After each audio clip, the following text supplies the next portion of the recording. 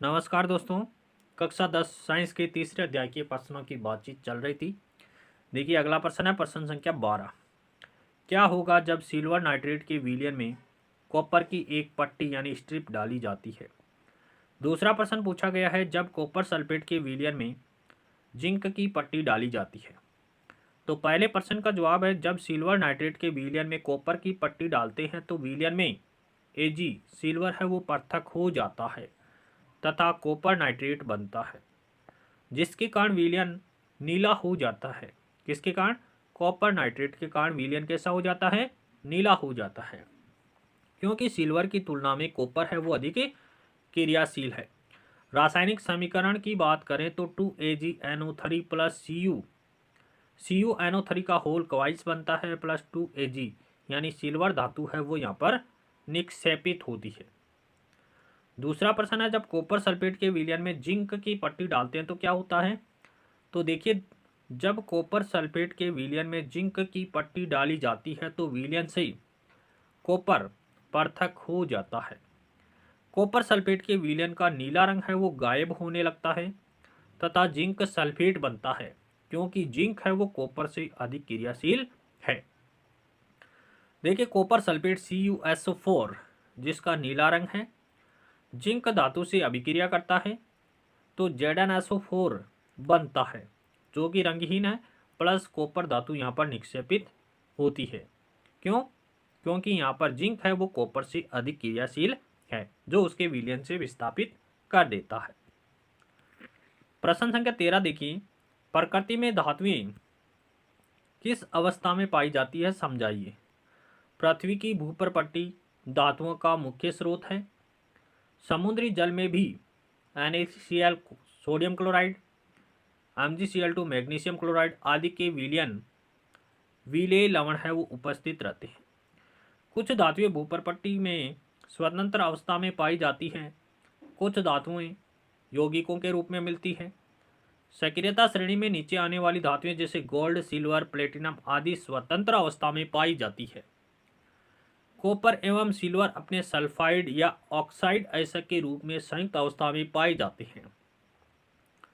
सक्रियता श्रेणी में सबसे ऊपर की धातुएं हैं पोटेशियम, सोडियम, कैल्शियम, मैग्नीशियम एवं एल्यूमिनियम। इतनी अधिक अभिक्रियाशील होती है कि ये कभी भी स्वतंत्र अवस्था में नहीं पाई जाती है। सक्रियता श्रेणी के मध्य की धातुएं हैं जिंक, आयरन, लेड आदि की अभिक्रियाशीलता मध्यम होती है। पृथ्वी की भूप्रपट्टी में ये मुख्यतः ऑक्साइड, सल्फाइड या कार्बोनेट के रूप में पाई जाती है। कई धातुओं के ऑक्साइड होते हैं वो अयस्क होते हैं वो ऑक्साइड होते हैं। कई धातुओं के ऑक्साइड अयस्क होते हैं। ऑक्सीजन की अत्यधिक क्रियाशीलता एवं पृथ्वी पर इसके प्रचुर मात्रा में पाए जाने के कारण ऑक्साइड बनते हैं। अगला प्रश्न है प्रश्न संख्या 14। भ्रजन एवं निष्पादन में अंतर बताइए। देखिए भर्जन क्या होता है और निष्पादन क्या होता है। भर्जन की प्रक्रिया है वो सल्फाइड अयस्कों के लिए प्रयुक्त की जाती है, जबकि निष्पादन प्रक्रिया है वो कार्बोनेट अयस्कों के लिए प्रयुक्त की जाती है। भर्जन में क्या होता है, इसमें अयस्क को वायु की उपस्थिति में अधिक ताप पर गर्म करके ऑक्साइड में परिवर्तित किया जाता है। और निष्पादन में क्या होता है, अयस्क को सीमित वायु में अधिक ताप पर गर्म करके ऑक्साइड में बदला जाता है। उदाहरण की बात करें, भर्जन का उदाहरण है 2ZnS zinc sulphide plus 3O2 को गर्म करेंगे तो 2ZnO प्लस 2SO2 का निर्माण होगा। और निष्पादन में ZnSO3 जिंक कार्बोनेट को गर्म करेंगे तो ZnO प्लस CO2 गैस का निर्माण होगा। प्रश्न संख्या 15 देखिए सोने की शुद्धता किसमें मापी जाती है। शुद्ध सोने के आभूषण क्यों नहीं बनाए जाते हैं। सोने की शुद्धता कैरेट में मापी जाती है। शुद्ध सोने को 24 कैरेट कहते हैं। ये काफ़ी नरम होता है। जो 24 कैरेट का सोना होता है वो काफ़ी नरम होता है, इसलिए यह आभूषण बनाने के लिए उपयुक्त नहीं होता है। इसे कठोर बनाने के लिए इसमें चांदी या तांबा मिलाया जाता है। भारत में अधिकांशतः आभूषण बनाने के लिए 22 कैरेट सोने का उपयोग किया जाता है और 22 कैरेट का अर्थ क्या होता है कि 22 भाग तो शुद्ध सोना होता है और 2 भाग तांबा या चांदी मिलाया जाता है। प्रश्न संख्या 16 देखिए, खुली वायु में कुछ दिन रखने पर सिल्वर यानी चांदी की वस्तुएं काली हो जाती है, इसका कारण क्या है?